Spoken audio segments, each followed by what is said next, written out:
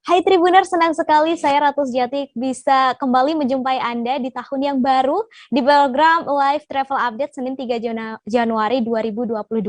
Semoga di tahun yang baru ini Tribuners kita bisa lebih sering traveling ya. Dan seperti biasa, hari ini sejumlah destinasi wisata di berbagai lokasi di Indonesia sudah Ratu siapkan khusus untuk Anda. Disampaikan secara langsung bersama sejumlah reporter kami di beberapa daerah. Inilah Live Travel Update selengkapnya. Destinasi wisata pertama yang akan Ratu rekomendasikan adalah Bakso Baper Gisting yang ada di Lampung. Lokasi tepatnya berada di Kecamatan Gisting, Kabupaten Tanggamus, Lampung. Nah, buat Anda nih Tribuners yang pecinta bakso begitu ya, terus udah mulai bosen nih dengan menu-menu yang gitu-gitu aja. Nah, Anda bisa coba mampir ke Bakso Baper ini. Kira-kira seperti apa ya baksonya dan apa benar-benar bisa bikin baper? Langsung aja deh, ini sudah ada Agustina Suryanti dari Tribun Lampung di sana. Selamat sore, Agustina. Iya, selamat sore Ratu. Baik, Agustina, ini kan baksonya diberi nama bakso baper. Nah, ini sebenarnya apa sih, kenapa diberi nama bakso baper dan sebenarnya apa yang spesial dari bakso ini? Silakan Agustina. Iya, jadi menurut Yudi, salah seorang pemilik bakso baper, itu menceritakan bahwa nama baper itu sengaja diambil karena saat itu, yakni tepatnya tahun 2018, istilah baper atau panjangnya itu bawa perasaan, itu sangat populer, sedang naik daun istilahnya.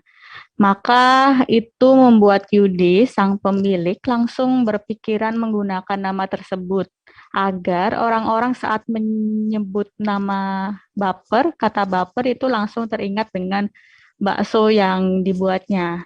Nah, untuk yang menarik di sini itu selain karena namanya yang unik, eh, bakso baper ini juga ramai dikunjungi oleh pengunjung dan juga begitu juga dengan menu yang ada di dalamnya. Menunya itu ada beragam bentuk dan isiannya. Selain itu, nama yang dipakai juga menarik nama menunya, yakni seperti bakso move on, CLBK, cabe-cabean, galau, buaya darat, ada corona, lalu lava, keju, dan masih banyak lagi. Untuk bentuk baksonya juga unik. Satu di antaranya adalah bakso corona. Nah, bakso ini ketika disajikan itu bentuknya menyerupai virus yang saat ini sedang populer yaitu virus corona. Bulat ada duri-durinya. Nah, duri-duri yang tertancap itu merupakan tusuk sate. Jadi ketika dibelah itu di dalamnya ada satenya. Satenya itu daging sapi ya. Lalu ada juga bakso yang bentuknya buaya. Ada juga bakso yang bentuknya itu sangat besar yang di situ menunya namanya itu bakso kelengar. Nah, seperti itu Ratu. Baik, kemudian Agustina ini konsep dari bakso baper ini sangat unik ya. Lalu saya juga ingin tahu apakah di bakso baper ini hanya menjual bakso saja atau ada menu lain begitu selain bakso? Dan bagaimana dengan harga dari bakso baper ini?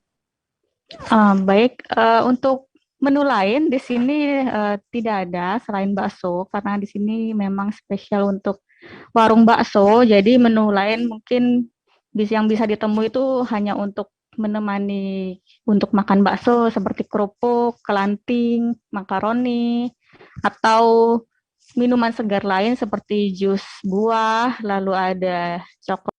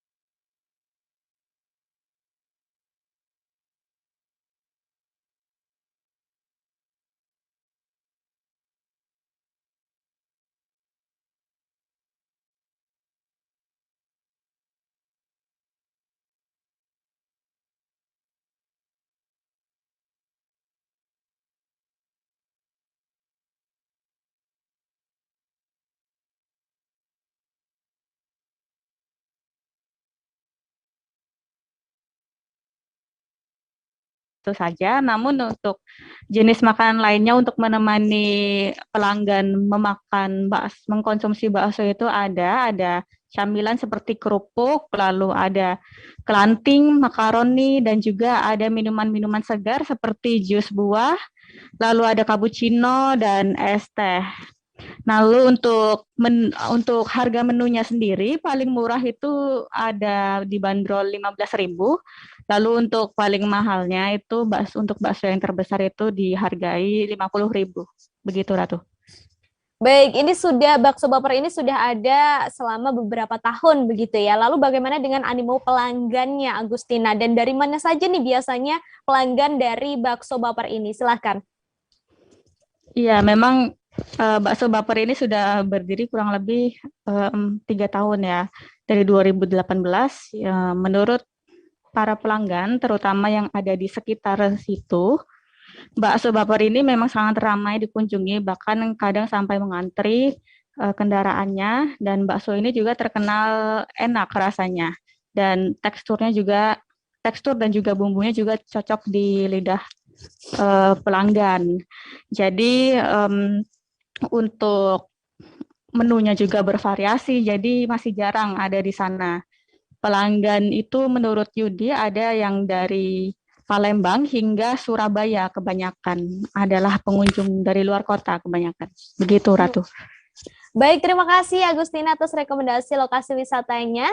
Ini di Lampung ya, ini bisa jadi salah satu pilihan untuk Anda Tribuners, terutama untuk yang sangat cinta bakso, ini bisa dicoba. Baik, selanjutnya Tribuners, kita beralih di awal tahun 2022, ini sejumlah lokasi wisata dipadati oleh wisatawan Tribuners. Satu di antaranya adalah objek wisata Batu Jatuh yang berada di Desa Pantok, Kecamatan Nangataman, Kabupaten Sekadau, Kalimantan Barat. Di lokasi ini Anda bisa melihat pemandangan alam yang sangat indah berupa sungai yang dipenuhi dengan bebatuan. Nah, di malam pergantian tahun baru kemarin, objek wisata ini ramai dikunjungi wisatawan. Selengkapnya, sudah ada Marpina di sana. Selamat sore, Marpina. Selamat sore. Ya, baik. Selamat sore. Baik, Marpina, boleh digambarkan seperti apa sih lokasi objek wisata Batu Jatuh ini dan apa saja yang ditawarkan di lokasi tersebut? Silakan, Marpina. Ya, terima kasih Ratu. Nah, objek wisata Batu Jatuh ini memang merupakan salah satu objek wisata yang terkenal di Kabupaten Sekadau, Provinsi Kalimantan Barat. Nah, objek wisata Batu Jatuh ini menawarkan pemandangan nan indah, itu aliran sungai yang dipenuhi dengan bebatuan. Nah, terdapat juga arus yang cukup deras yang juga biasa digunakan, namun masih tetap dalam kategori aman bagi masyarakat yang ingin mandi-mandi di lokasi tersebut. Nah, khusus untuk lokasi objek wisata Batu Jatuh ini memang berada di Desa Pantok, Kecamatan Nangataman, Kabupaten Sekadau, dan setiap tahunnya memang menjadi destinasi wisata yang selalu ramai pengunjung nih, Ratu. Baik, lalu saya penasaran, Marpina, untuk bisa menuju ke objek wisata Batu Jatuh ini, seperti apa rutenya dan bagaimana cara menuju ke lokasinya? Nah, karena lokasi objek wisata Batu Jatuh ini berada di tengah hutan, bisa dikatakan seperti itu, masih dalam dekat kawasan hutan lindung, dan dari pusat ibu kota Provinsi Kalimantan Barat ini, dari Pontianak menuju Sekadau, kita bisa menempuh perjalanan darat itu sekitar 5-6 jam, tergantung kecepatan. Nah, kemudian dari Kabupaten Sekadau itu ke Kecamatan Nangataman itu sekitar 1,5 jam, dan dari Kecamatan Nangataman ke Desa Pantok itu sekitar 30 menit. Nah, untuk akses daratnya itu tidak perlu khawatir karena saat ini untuk pembangunan menuju lokasi sudah rampung dan jalannya sudah bagus. Jadi untuk kendaraan roda 2, 4 ke atas juga masih bisa masuk nih. Namun sayangnya karena lokasi parkir khusus belum tersedia, jadi kalau libur panjang atau waktu pengunjung ini lagi membludak, lagi banyak-banyaknya, maka untuk parkir ini cukup sulit nih, Ratu. Nah, kalau kita sudah sampai ke lokasinya, itu kita bisa langsung memarkirkan kendaraan tepat di pinggir sungai yang memang merupakan sungai yang diisi oleh bebatuan yang disebut dengan batu jatuh. Begitu. Mhm. Kemudian Martina, ini apakah tadi disebutkan ya bahwa di tahun baru kemarin, begitu di malam pergantian tahun, ini cukup ramai begitu dikunjungi oleh wisatawan. Nah, ini apakah memang setiap tahunnya selalu ramai seperti itu, dan bagaimana dengan antisipasi dari pemerintah atau pihak-pihak terkait di sana? Silakan Martina. Nah, kalau untuk jumlah wisatawan yang memang ramai atau membludak ini memang setiap tahunnya di waktu-waktu libur panjang memang cukup ramai, bahkan hingga ribuan orang, dan pihak pengelola juga sebetulnya sudah dibantu oleh pihak kepolisian untuk mengatur agar wisatawan tidak terlalu banyak. Namun karena antusiasme wisatawan ini tidak bisa terbendung, sehingga memang ketika akan memasuki akan cukup sulit karena kita harus berhimpitan dan hitungannya kita harus saling rebut-rebutan jalan sama pengunjung lain. Tetapi ketika kita sudah sampai di lokasinya, maka tempatnya itu cukup besar, jadi sangat muat untuk ribuan pengunjung. Dan ramainya ini sejak libur Natal juga sudah ramai sebetulnya, tetapi yang betul-betul ramai itu pada tanggal 1 kemarin, di mana sekitar pukul 4 sore itu masih sangat banyak wisatawan yang datang untuk berlibur ke lokasi tersebut.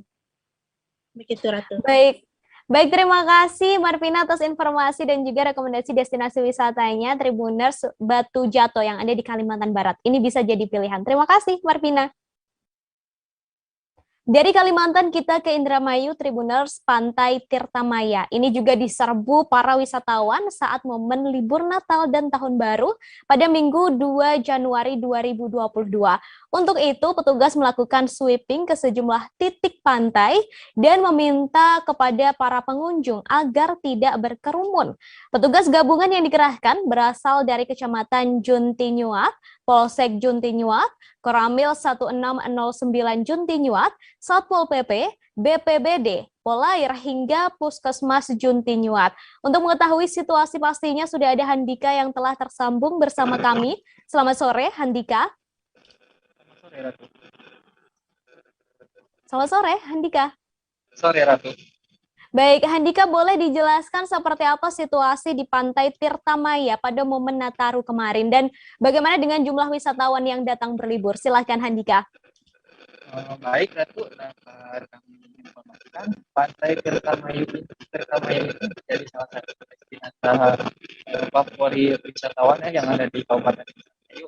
Hal inilah yang membuat lokasi wisata pantai tersebut memang ramai dikunjungi wisatawan, terutama pada momen tahun baru 2022 kemarin. Halo, selamat sore, Handika. Halo, ya sore. Halo. Baik, Handika, mungkin ini suaranya sedikit sangat pelan begitu dan sepertinya sedikit ada suara-suara lain. Mungkin boleh diperjelas lagi, Handika? Halo, ya baik. Dapat kami sampaikan Pantai Tirtamaya sendiri merupakan salah satu destinasi favorit wisatawan yang ada di Kabupaten Indramayu. Lokasi ini berada di Kecamatan Juntinyuat di Kabupaten Indramayu. Karena hal tersebut, sehingga pada momen libur Natal dan Tahun Baru 2022 kemarin, pantai ini menjadi salah satu lokasi yang ramai dikunjungi oleh wisatawan. Ada banyak wisatawan yang datang dari berbagai daerah, khususnya yang berada di sekitaran Kabupaten Indramayu, seperti Cirebon, Majalengka, Kuningan, Subang, dan lain sebagainya. Pada momen libur Nataru kemarin diperkirakan jumlah pengunjung itu mencapai ribuan, sekitar 5.000 sampai 6.000 pengunjung. Satu. Baik, kemudian Handika, ini kan Pantai Tirtamaya menjadi pilihan para wisatawan begitu untuk berlibur hingga jumlahnya sampai ribuan begitu. Lalu sebenarnya apa saja sih yang bisa dilakukan oleh wisatawan di lokasi Pantai Tirtamaya ini? Baik, Ratu, dapat informasikan juga untuk Pantai Tirtamaya ini sangat recommended ya untuk dijadikan tempat wisata wisatawan bisa berenang di sana mengingat ombak di Pantai Tirta Maya sendiri landai sehingga tidak membahayakan para pengunjung. Selain itu, di lokasi setempat juga terdapat banyak sekali spot selfie di mana para wisatawan bisa memanfaatkannya untuk memamerkan gaya terbaiknya di ponselnya masing-masing ya. Selain itu, di situ juga banyak sekali pepohonan rindang yang bisa dimanfaatkan oleh pengunjung untuk menggelar tikar, untuk sekedar berpiknik dan menyantap makanan yang sengaja dibawa dari rumah. Lokasinya pun cukup strategis, di mana tidak terlalu jauh dari pusat kota Indramayu, hanya berjarak sekitar 30 kilometeran. Dan dari perbatasan Cirebon juga tidak terlalu jauh, sehingga memang pantai yang satu ini sangat jadi maksudnya banyak didatangi oleh para wisatawan. Selain itu, Pantai Tirtamayu ini juga dikenal dengan sebutan Pantai Legenda. Ini merupakan salah satu pantai tertua yang ada di Kabupaten Indramayu. Satu. Kemudian ini mengingat dengan banyaknya wisatawan yang berlibur ke Pantai Tirtamaya ini, adakah upaya atau peraturan khusus begitu yang diberlakukan oleh petugas soal prokes di tempat wisata ini? Tentunya ada ya, di mana sejak pagi hari tadi, sejak tanggal 1 sampai tanggal 2, ribuan pengunjung memang banyak yang berdatangan ke Pantai Tirtamaya. Hal ini yang membuat petugas gabungan melakukan pengamanan khusus, di mana para petugas gabungan ini rutin melakukan sweeping kepada para wisatawan untuk mengimbau agar wisatawan tetap menjaga jarak dan protokol kesehatan, termasuk menegur para wisatawan yang berkedapatan tidak mengenakan masker. Selain melakukan sweeping, para petugas gabungan ini juga menyediakan pos pengamanan ya, di mana pos pengamanan ini dibentuk dan ditugaskan tenaga kesehatan dari Puskesmas Juntinuat untuk melayani para wisatawan yang bila mana sakit saat berwisata. Termasuk juga di pos pengamanan tersebut disediakan juga gerai vaksinasi bagi wisatawan yang belum divaksin. Mengingat untuk berwisata sendiri, pemerintah mewajibkan wisatawan minimal wajib divaksin pada tahap 1.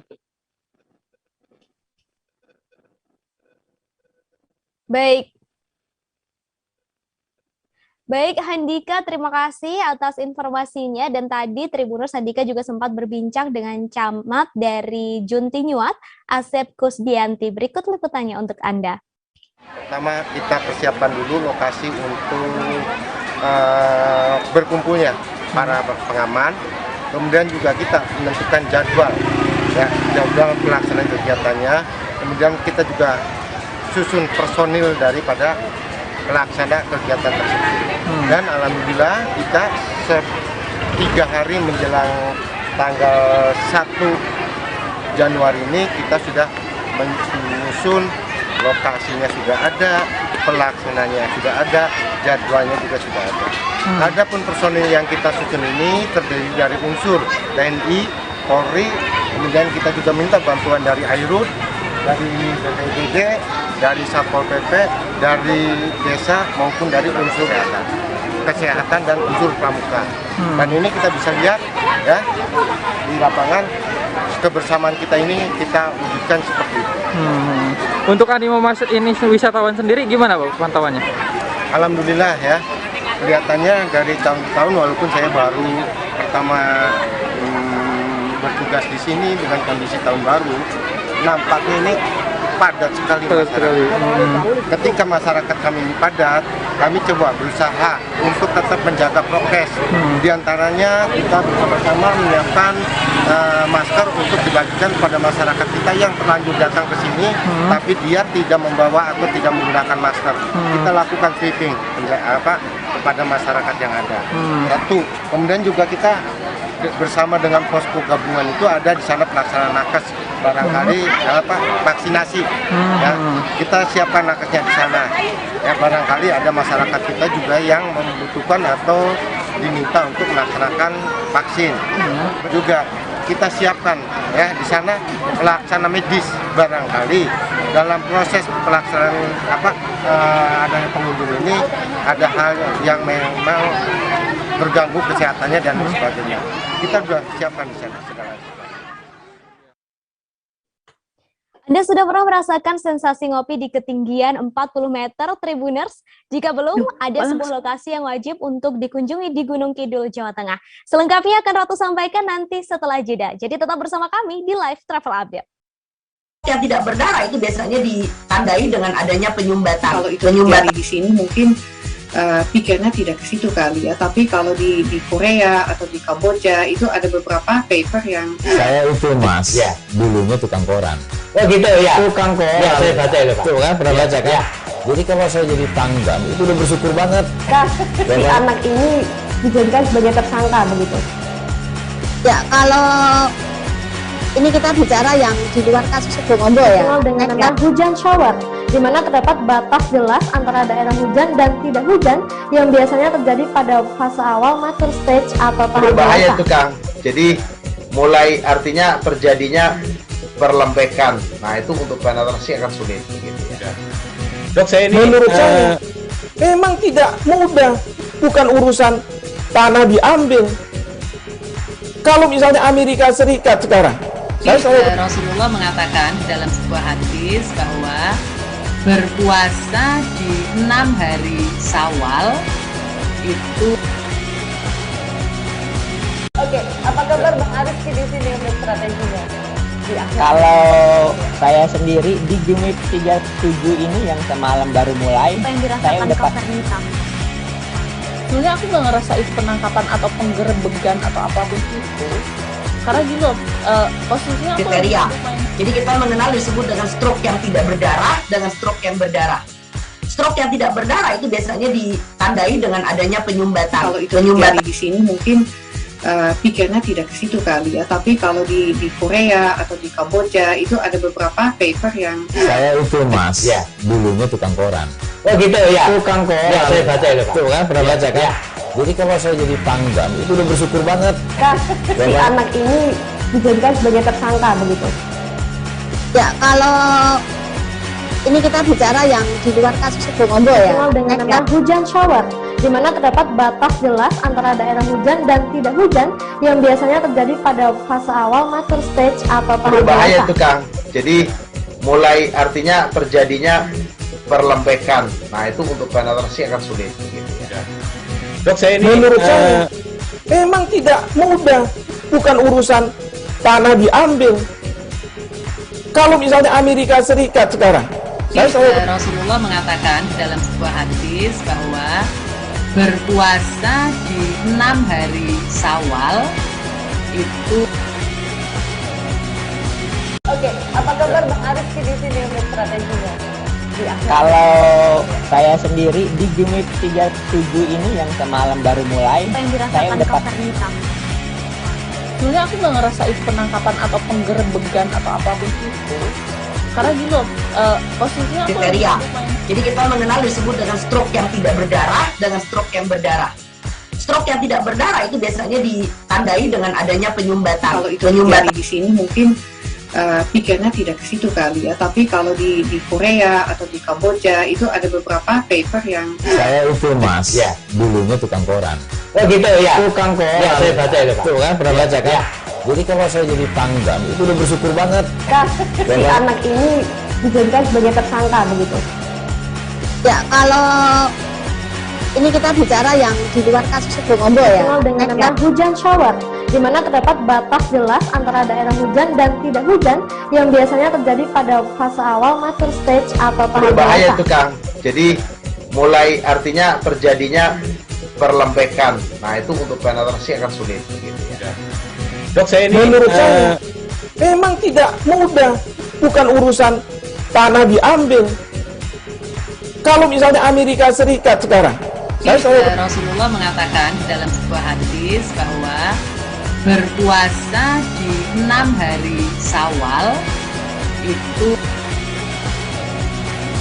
Oke, apa kabar Bang Arif di sini untuk strateginya? Kalau saya sendiri di Jumip 37 ini yang semalam baru mulai, saya udah pas. Sebenarnya aku nggak ngerasa itu penangkapan atau penggerebekan atau apapun itu. Karena gini loh, posisinya aku Kriteria. Jadi kita mengenal disebut dengan stroke yang tidak berdarah dengan stroke yang berdarah. Stroke yang tidak berdarah itu biasanya ditandai dengan adanya penyumbatan. Kalau itu terjadi di sini mungkin pikirnya tidak ke situ kali ya. Tapi kalau di Korea atau di Kamboja itu ada beberapa paper yang Saya itu Mas, dulunya tukang koran. Oh gitu ya. Tukang koran. Ya, saya baca itu Pak. Tuh kan, pernah baca kan? Ya. Jadi kalau saya jadi pangdam, itu udah bersyukur banget. Si anak ini dijadikan sebagai tersangka begitu. Ya, kalau ini kita bicara yang di luar kasus Situbondo ya. Dengan nama hujan shower, di mana terdapat batas jelas antara daerah hujan dan tidak hujan yang biasanya terjadi pada fase awal mature stage atau tahap Berbahaya dewasa. itu Kang. Jadi mulai artinya terjadinya perlembekan. Nah itu untuk penetrasi akan sulit. Gitu ya. Dok, saya ini menurut saya memang tidak mudah, bukan urusan tanah diambil. Kalau misalnya Amerika Serikat sekarang, Rasulullah mengatakan dalam sebuah hadis bahwa berpuasa di 6 hari Syawal itu. Oke, apa kabar Bang Ariski di sini untuk strateginya? Kalau saya sendiri di Jumip 37 ini yang semalam baru mulai, saya udah pas. sebenarnya aku nggak ngerasa itu penangkapan atau penggerebekan atau apapun itu. Karena gini loh, posisinya aku Kriteria. Jadi kita mengenal disebut dengan stroke yang tidak berdarah dengan stroke yang berdarah. Stroke yang tidak berdarah itu biasanya ditandai dengan adanya penyumbatan. Kalau itu terjadi di sini mungkin pikirnya tidak ke situ kali ya. Tapi kalau di Korea atau di Kamboja itu ada beberapa paper yang Saya itu Mas, dulunya tukang koran. Oh gitu ya. Tukang koran. Ya, saya baca itu Pak. Tuh kan, pernah baca kan? Ya. Jadi kalau saya jadi pangdam, itu udah bersyukur banget. Si anak ini dijadikan sebagai tersangka begitu. Ya, kalau ini kita bicara yang di luar kasus Situbondo ya. Dengan nama hujan shower, di mana terdapat batas jelas antara daerah hujan dan tidak hujan yang biasanya terjadi pada fase awal mature stage atau tahap Berbahaya dewasa. itu Kang. Jadi mulai artinya terjadinya perlembekan. Nah itu untuk penetrasi akan sulit. Gitu ya. Dok, saya ini menurut saya memang tidak mudah, bukan urusan tanah diambil. Kalau misalnya Amerika Serikat sekarang, Rasulullah mengatakan dalam sebuah hadis bahwa berpuasa di 6 hari Syawal itu. Oke, apa kabar Bang Ariski di sini untuk strateginya? Kalau saya sendiri di Jumip 37 ini yang semalam baru mulai, saya udah pas. sebenarnya aku nggak ngerasa itu penangkapan atau penggerebekan atau apapun itu. Karena gini loh, Terima kasih Tribuners, Anda masih menyaksikan Live Travel Update Senin 3 Januari 2022. Untuk Anda yang hobi ngopi, Anda harus mencoba sensasi baru Tribuners. Menikmati kopi di ketinggian 40 meter. Ini seru banget Tribuners, selain bisa menikmati kopi, Anda juga bisa menguji nyali di wahana ekstrim Ngopi in the Sky yang ada di teras kaca Pantai Nguluran. Lokasinya berada di Kelurahan Girikarto, Kapanewon, Panggang. Kabarnya Tribuners, wahana ini juga menjadi yang pertama yang pernah ada di Indonesia. Penasaran banget ya, seperti apa sensasinya? Langsung saja sudah ada Alexander Aprita dari Tribun Jogja. Selamat sore, Alex. Ya, selamat sore, Ratu. Baik, Alex, boleh digambarkan dan diceritakan nih, seperti apa sebenarnya wahana baru yang ditawarkan? Ya, Ratu, seperti yang Ratu sebutkan sebelumnya, wahana ini berada di teras kaca yang salah satu destinasi wisata yang ada di Kapanewon Panggang Gunung Kidul, DIY. Jadi persis di awal tahun baru 2022 ini, dari pengelola teras kaca itu menghadirkan wahana bernama Ngopi in the Sky, yaitu berbentuk gondola gitu, seperti limasan, seperti yang terlihat di video, itu kemudian diangkat ke ketinggian sekitar 40 meter dengan menggunakan kren. Kemudian selama sekitar 30-40 menit sebanyak sekitar 20 wisatawan akan disuguhkan minuman seperti kopi, kemudian biskuit makan kecil seperti itu. Untuk selama berada di atas itu juga nanti mereka juga menikmati pemandangan luas laut pantai selatan serta pemandangan pegunungan Sewu yang ada di Gunung Kidul, Ratu. Baik, ini kalau saya lihat dari video yang sekarang juga bisa dilihat oleh Tribuners, ini terlihat sedikit mengerikan ya. Iya. Lalu bagaimana dengan safety-nya, Alex? Boleh disampaikan? Ya, memang sedikit diragukan, apalagi memang dari CEO Teras Kaca yaitu Nur Nasution itu menyebutkan bahkan mengklaim ini satu-satunya yang di Indonesia, pertama kali di Indonesia, satu-satunya di Indonesia dan pertama kalinya untuk di Gunung Kidul hadir wahana seperti ini. Meskipun demikian untuk keamanan ia jamin selalu dicek setiap bulannya, kemudian untuk pengikat talinya juga selalu dicek seperti itu untuk memastikan tetap aman digunakan. Jadi tali pengikat kerennya juga selalu diganti agar memastikan ketika diangkat itu kondisinya tetap aman seperti itu. Sedangkan juga untuk pengunjungnya atau wisatawannya seperti itu yang diangkat ke atas itu akan mengenakan safety seperti seat belt, duduk di kursinya dan tidak boleh berpindah tempat seperti itu karena memang sudah terkunci di kursinya masing-masing. Hanya yang bergerak di situ hanya pramusaji dan pemasak yang ada di situlah bisa dikatakan seperti itu karena nanti mereka yang sibuk menyajikan makanan sedangkan wisatawan cukup duduk di kursinya masing-masing. Demikian, Ratu. Kemudian adakah mungkin peraturan-peraturan khusus begitu yang harus dipatuhi selain tadi ya tidak boleh berpindah tempat begitu, Alex? Ya Ratu, sebenarnya tidak ada sih. Jadi lebih ke itu tadi sudah mematuhi prosedur keamanannya seperti menggunakan safety belt, kemudian tidak berpindah kemana-mana, lalu akan diberikan waktu sekitar 34 menit berada di atas. Kemudian untuk tarifnya sendiri per wisatawan itu Rp100.000 untuk selama 30-40 menit itu sudah disertai dengan paket minumannya, kemudian juga biskuitnya dan minuman itu bisa dipilih antara teh, kopi, atau latte seperti itu. Dan pemiliknya sendiri, pengelolanya juga mengklaim bahwa tarif ini terbilang sangat-sangat murah karena di luar negeri untuk wahana serupa itu tarifnya bisa sampai 2,5 juta rupiah per orang dengan paket yang serupa seperti itu, Ratu. Baik, terima kasih Alex atas rekomendasi lokasi wisatanya yang cukup ekstrim ya. Ini sangat menantang nyali, terutama untuk Anda Tribuners yang memang suka mungkin wahana-wahana yang bisa dibilang ekstrim. Terima kasih, ada Ngopi in the Sky di Teras Kaca Pantai Ngururan. Terima kasih, Alexander. Selanjutnya, Tribuners, banyak sekali cara yang dilakukan untuk menikmati malam pergantian tahun. Satu di antaranya dengan menikmati suasana pasar malam di Sindulang, Manado. Sejak memasuki bulan Desember, Tribuners di Sindulang, Kota Manado ini sudah ada pasar malam dan banyak hal yang ditawarkan di pasar malam ini. Mulai dari permainan hingga banyak sekali makanan yang bisa dinikmati di sana. Selengkapnya sudah ada Fistel Mukuan. Selamat sore, Fistel. Ya, selamat sore rekan Ratu. Baik, Fistel bisa digambarkan seperti apa situasi di pasar malam Sindulang ini saat malam tahun baru kemarin, Fistel? Ya, terima kasih rekan Ratu. Dari hasil pantauan kami di malam perpisahan memang cukup ramai karena memang kalau tahun lalu tidak ada pasar malam seperti ini karena masih di tengah pandemi, apalagi masih ada peningkatan. Tapi saat ini perlu Tribuners ketahui di Kota Manado untuk pandeminya sudah semakin menurun.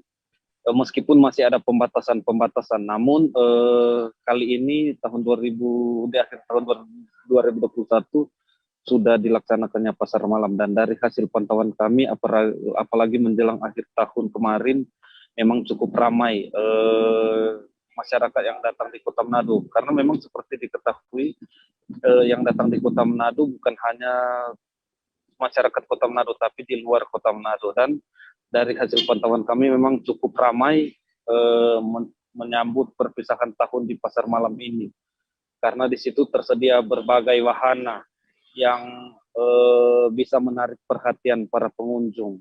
Selain itu juga untuk arus lalu lintas malam itu memang cukup ramai, begitu juga dari pedagang-pedagang kaki lima yang ada di pinggir jalan Sindulang. Demikian rekan Ratu. Baik, kemudian untuk Fistel, tadi disebutkan ya ada banyak sekali wahana yang ada di pasar malam ini. Boleh disebutkan ada apa saja di sana dan sebenarnya apa yang menarik dan yang membedakan pasar malam Sindulang ini dengan pasar malam lain di Manado? Silahkan, Fistel. Ya, memang yang membedakan kalau di pasar malam Kota Manado ini menurut saya lengkap. Kenapa saya sampaikan lengkap? Karena di situ sudah ada warung kopi. Warung kopi memang tepat di samping pasar malam ini. Di samping situ juga ada Indomaret. Dan di depannya, di depan pasar malam itu ada beberapa kios yang banyak kios di situ. Jadi saya sampaikan lengkap karena pengunjung bisa mencari semua yang mereka butuhkan di lokasi tersebut. Dan di lokasi tersebut itu ada ayunan dan ada berbagai macam wahana yang ada di situ. Seperti yang kami pantau di video yang bisa Tribuners lihat. Jadi memang sangat lengkap bagi pengunjung yang akan berkunjung ke pasar malam saat itu. Semua kebutuhan mereka tersedia di seputaran pasar malam tersebut. Demikian Ratu. Kemudian terakhir Fistel, saya penasaran apakah memang pasar malam ini selalu ada setiap saat begitu atau memang hanya dibuka pada momen-momen tertentu saja, Fistel? Ya, pasar malam ini di Kota Manado hanya dibuka dalam waktu tertentu jika ada hari-hari perayaan-perayaan yang besar. Karena seperti ini dilakukan menjelang perayaan Natal dan Tahun Baru. Karena sebagaimana yang Ratu sampaikan tadi, memang ini dibuka sejak memasuki bulan Desember dan hanya sampai di awal tahun ini, tidak dibuka seterusnya. Jadi memang hanya kesempatan-kesempatan di hari-hari besar kalau di Kota Manado. Begitu, rekan Ratu. Baik, terima kasih Fistel. Untuk Anda yang di Manado mungkin bisa ya untuk nanti di momen-momen tertentu bisa langsung mampir saja ke pasar malam yang sudah disampaikan oleh Fistel. Terima kasih. Berikutnya Tribuners, pantai masih menjadi destinasi favorit beberapa orang untuk menghabiskan liburan Tribuners. Nah, kalau berlibur ke Bali dan hanya mengunjungi Pantai Kuta atau Pantai Legian, ini rasanya masih kurang ya Tribuners, karena masih ada banyak sekali pantai indah di Bali yang sayang untuk dilewatkan. Satu di antaranya adalah Pantai Waterblow yang ada di kawasan wisata Nusa Dua. Di sini Tribuners, Anda bisa melihat hempasan buih gelombang yang menjulang ke atas setinggi 4 meter. Selengkapnya sudah ada Arini. Selamat sore, Arini. Selamat sore, Arini. Halo, selamat sore rekan Ratu. Baik, Arini, terkait libur Nataru, ini bagaimana kunjungan wisatawan ke Pantai Waterblow ini? Silakan Arini. Oke, untuk libur Nataru ini, kawasan Waterblow ini kan sebenarnya berada di kawasan BPDJ Nusa Dua Bali. Nah, untuk diketahui bahwasannya kawasan BPDJ Nusa Dua Bali ini adalah salah satu kawasan elit yang ada di Bali. Dan masih banyak yang belum tahu kalau ternyata di Nusa Dua itu ada wisata yang bernama Waterblow. Maka untuk libur Nataru kemarin, kiranya sekitar 500 orang di hari Minggu kemarin yang berkunjung ke sini dari waktu siang hingga sore, begitu Ratu. Baik, kemudian biasanya ya untuk tempat wisata atau lokasi wisata begitu memiliki beberapa ikon yang menjadi ciri khasnya. Kalau di Waterblow ini, ikonnya apa hari ini? Oke, ikonnya yaitu dari pintu masuk kita akan melewati semacam tebing putih yang itu terbuat dari kristal dan juga dalam memasukinya itu di sepanjang kanan dan kiri bisa dilihat video bahwasanya ada karang, yaitu karang-karang tajam, dan di pas bundarannya itu adalah spot untuk kita melihat hempasan ombak yang memecah karang seperti itu, Satu. Kemudian untuk bisa menikmati pemandangan yang ada di Waterblow ini, berapa yang harus dibayarkan dan jam operasionalnya dari jam berapa sampai jam berapa hari ini, sekaligus boleh disebutkan akses masuk ke lokasi ini bagaimana, silahkan. Oke, untuk jam operasionalnya ini dibuka mulai dari jam 9 waktu Indonesia Tengah hingga jam 5 sore waktu Indonesia Tengah. Nah, untuk HTM-nya sendiri yaitu untuk wisatawan domestik, untuk anak-anak hanya dibanderol Rp10.000 dan untuk orang dewasa Rp15.000. Namun untuk wisatawan mancanegara itu dibanderol untuk anak-anak Rp10.000 dan untuk orang dewasa Rp25.000. Dan untuk masuk kawasan ini, pertama Tribuners harus memasuki dulu nih kawasan BPPJ Nusa Dua, yaitu dari parkiran utamanya, maka bisa Tribuners bilang ke satpamnya kalau mau memasuki kawasan Waterblow, karena untuk diketahui bahwasanya kawasan Nusa Dua ini juga terdiri dari beberapa wisata seperti Ratu. Dan Kalau kita akan bilang ke waterblue, maka kita akan diarahkan untuk mengikuti sign atau arah menuju waterblue itu.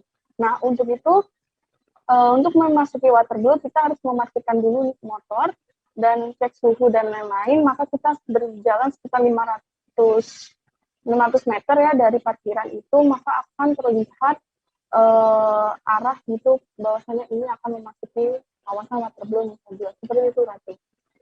Baik, terakhir Arini, saya ingin Arini memberikan tips begitu jika hendak berkunjung ke waterblue di Bali ini. Silahkan.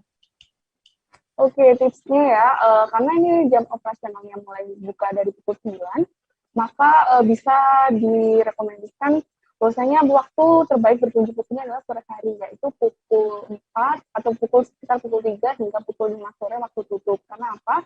Karena di sini itu waktu kita masuk itu kan nggak ada tempat teduhan ya, karena panas banget di sini.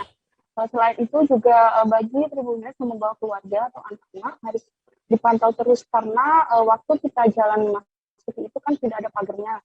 Takutnya mereka itu jatuh ke karang-karang yang tajam. Seperti itu, Ratu.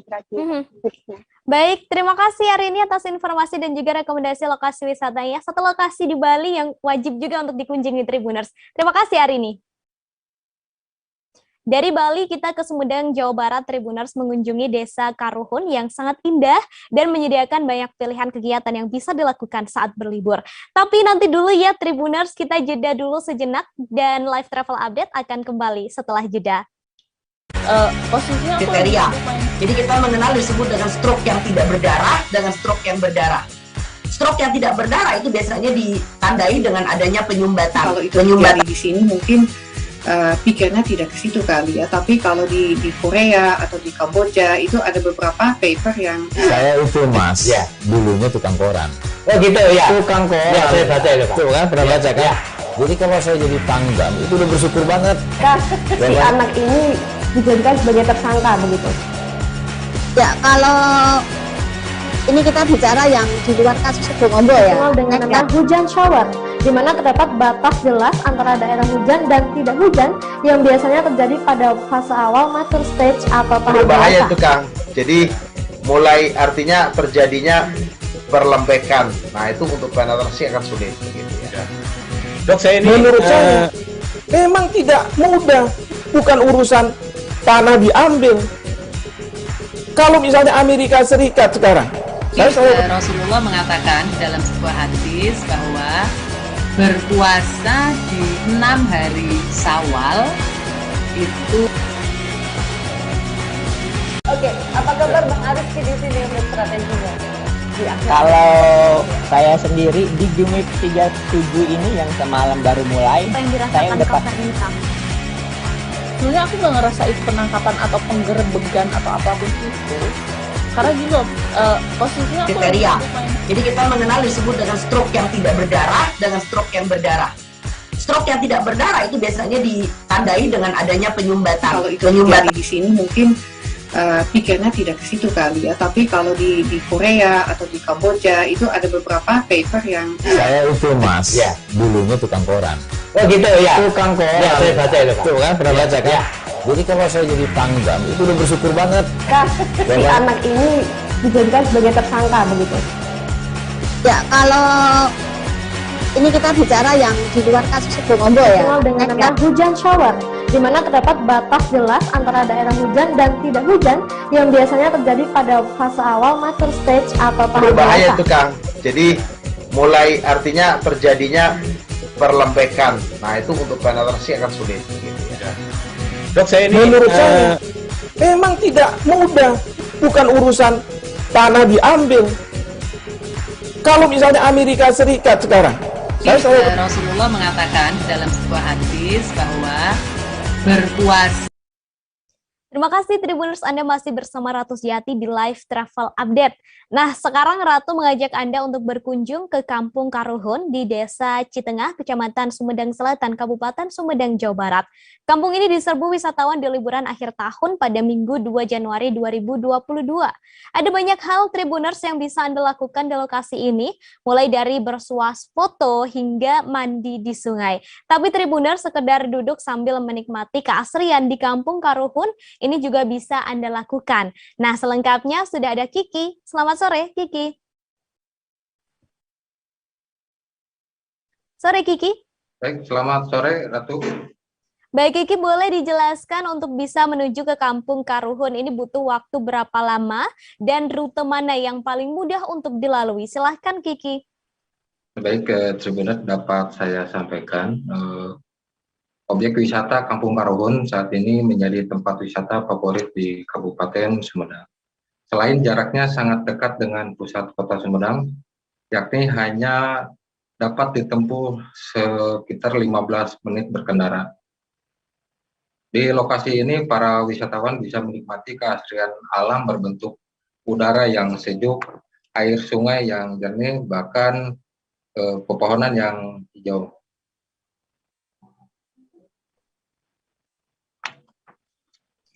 Baik. Baik, Kiki, kemudian boleh disebutkan ada wahana apa saja yang ditawarkan di Kampung Karuhun ini? Baik, dapat saya sampaikan di lokasi objek wisata Kampung Karuhun ini, manajemen menyajikan sejumlah fasilitas untuk wahana keluarga, yakni waterboom, wisata alam, kawasan etnik Papua, bahkan spot swafoto dan wisata bisa mandi air di sungai. Para wisatawan bebas mandi di aliran sungai yang berada di lokasi tidak jauh dengan kawasan hutan Karembi. Baik, Ratu. Kemudian Kiki, bagaimana dengan kunjungan wisatawan ke Kampung Karuhun ini selama libur tahun baru kemarin, Kiki? Baik, berdasarkan informasi yang saya terima dari manajemen Kampung Karuhun, pada saat libur tahun baru selama 2 hari kemarin terjadi peningkatan pengunjung. Pada hari kemarin saja pengunjung di Kampung Karuhun tercatat sekitar 1.500 orang.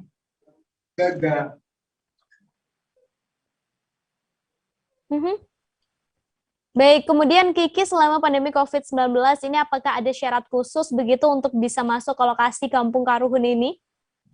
Baik, Ratu, untuk para pengunjung yang hendak berwisata atau memasuki area kawasan Kampung Karuhun, manajemen mewajibkan para pengunjung untuk menggunakan aplikasi Peduli Lindungi, bahkan kartu vaksin dan surat keterangan bebas COVID.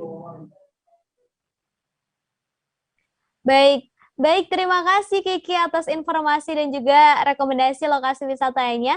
Tadi Tribuners, Kiki juga sempat melakukan wawancara dengan pemilik Kampung Karuhun, Nana Mulyana. Berikut liputannya untuk Anda. Di Kampung Karuhun sendiri sebetulnya sangat lengkap ya, mulai dari waterboom, kemudian ada wisata alam, kemudian ada kawasan etnik juga, dan spot-spot selfie juga cukup banyak. Tapi yang menarik di sini adalah pengunjung dia bisa mandi di sungai, sehingga kita lihat dari pagi sampai sore hari begitu banyak ya, ratusan orang yang mandi di sungai. Berbeda dengan tahun 2019 yang mana pengunjung saat itu mencapai 3.000 orang per hari. Nah, kalau sekarang 50%-nya. Ini juga dipengaruhi oleh pertama batasan dari pemerintah yang mana 75% harus dikurangi. Kemudian yang kedua juga pengaruh dari COVID ini yang mana mereka lebih banyak di daerahnya masing-masing. Pertama masuk ke sini dia harus mengisi aplikasi Peduli Lindungi yang sudah kita siapkan. Kalau dia tidak punya aplikasi, kita minta perlihatkan kartu vaksin atau bukti bahwa dia sudah divaksin. Kalau tidak memperlihatkan, di sini ada dari Puskesmas Sukagali yang standby dan itu siap memvaksin pengunjung. Selama libur akhir tahun ini sudah 2 hari ya, berhitung tanggal 1 kemarin dan hari ini tanggal 2, yang mana tingkat kunjungan wisatawan yang masuk ke Sumedang mengalami peningkatan, tetapi tetap masih dalam batasan-batasan sesuai dengan anjuran pemerintah. 62% itu dari Bandung, kemudian 20 sekian persen itu dari Sumedang, dan ada dari Cilacap, ada dari Banyumas, ada dari Banjarnegara, Cirebon, Indramayu, kemudian. Oke Tribuners, selanjutnya kalau jalan-jalan ke Sragen rasanya kurang komplit kalau belum berburu kuliner.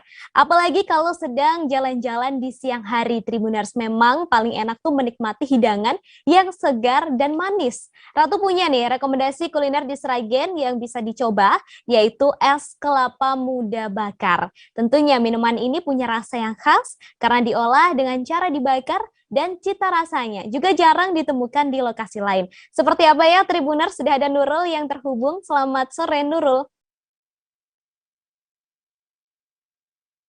Sore Nurul. Oke, selamat sore Ratu. Baik, Nurul boleh disebutkan di mana warung kelapa muda bakar ini bisa ditemukan dan juga jam operasionalnya. Silahkan Nurul. Nah, warung kelapa muda bakar ini ada di sepanjang Jalan Raya Solo Sragen, tepatnya ada di pinggir jalan dekat Tugu Gading. Nanti itu ada Tugu Selamat Datang Sragen dan Selamat Tinggal Karanganyar. Di situ nanti di sebelah kiri jalan, kalau dari arah selatan keberangkatan Solo atau Karanganyar, ada di sebelah kiri jalan, itu ada berjejer warung kelapa muda bakar, termasuk satu di antaranya yaitu warung kelapa muda milik Ibu Sri Sutarni, Ratu. Untuk jam operasionalnya, warung kelapa muda bakar ini buka setiap hari pukul 9 pagi sampai pukul 5 sore. Kemudian untuk menu yang paling favorit di warung kelapa muda bakar ini apa saja Nurul, dan mungkin boleh disebutkan juga untuk harganya?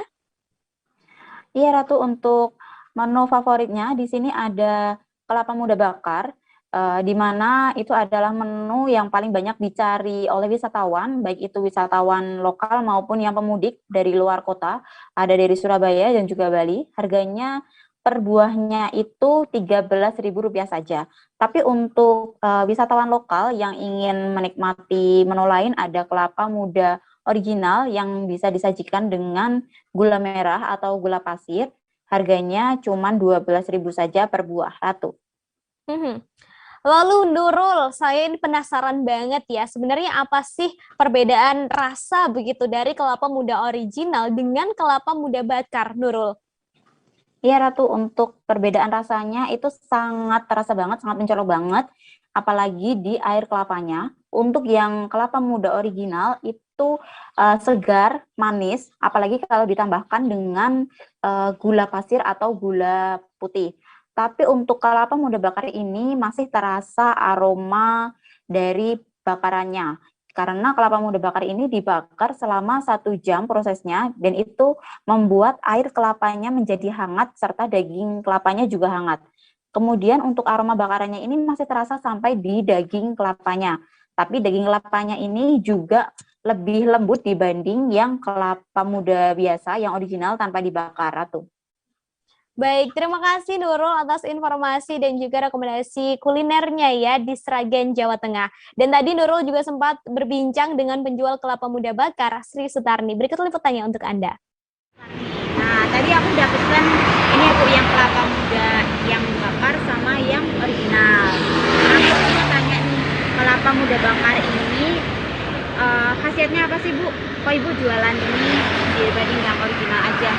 Kalau ini untuk kesehatan tradisional, orang masuk angin, capek-capek, terus yang punya gaji kecil insya Allah. Oh, jadi bisa ngobatin masuk angin, capek kayak gitu, sama insya Allah bisa ngobatin obat ginjal. Nah terus ini inisiatifnya dari mana Ibu? Inisiatif jualan ini? Memang dahulu kan periksa mahal. Iya. Kalau orang masuk angin ambil kelapa terus dibakar, kasih jahe sama gula merah.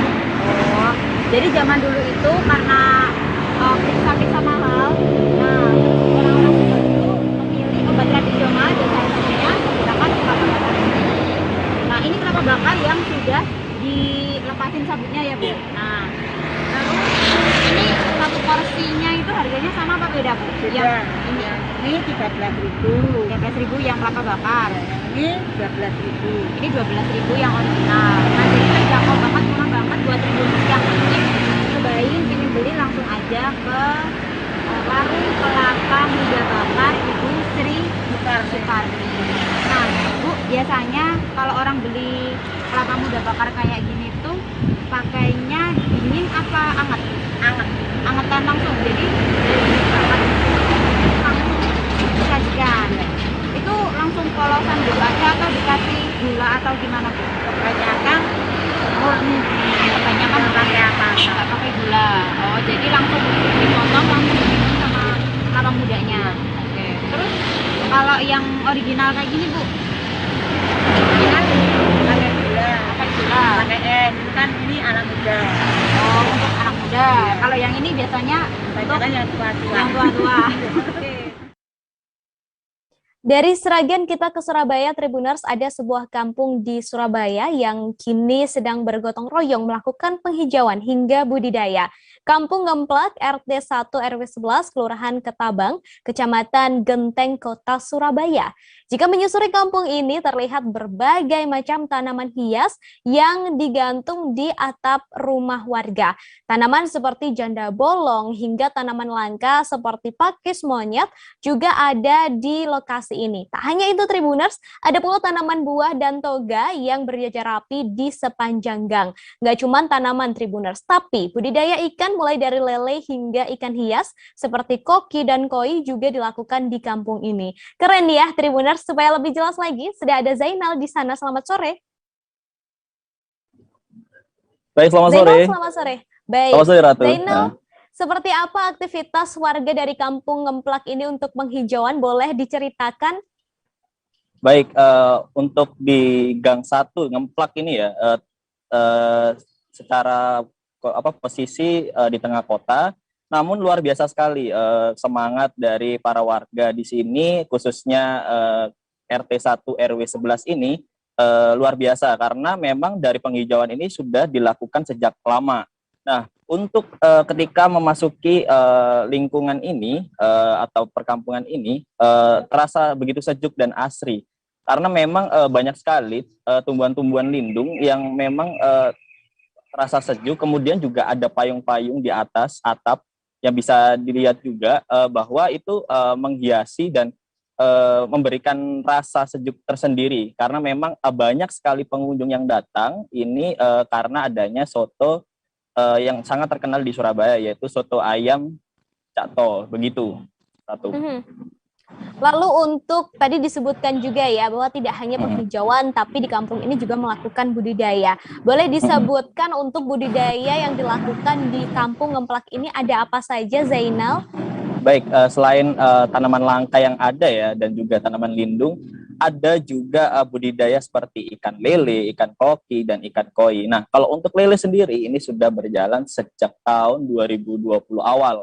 Nah, luar biasa sekali bahwa dari bibit yang diberikan oleh Dinas Pertanian, yaitu 1.000 bibit, sudah beberapa kali untuk memanen, kemudian untuk hasilnya sendiri, ini dirasakan oleh warga dan kemudian juga sebagian juga dijual, begitu Ratu. Dan kemudian untuk perawatannya sendiri, ini melibatkan Karang Taruna yang ada di tempat ini, kemudian juga Ibu PKK. Jadi untuk tenaga yang merawat ini itu dilakukan dengan swadaya. Maksudnya tidak dijadwal khusus atau siapa yang ingin merawat dipersilakan karena memang untuk tanaman-tanaman sendiri ini luar biasa sekali, banyak sekali dan juga untuk lele ini memberi makan kan hanya cukup dari pagi dan sore dan itu memang sudah ada penanggung jawabnya masing-masing. Namun dipersilakan untuk semua warga di sini yang ada 125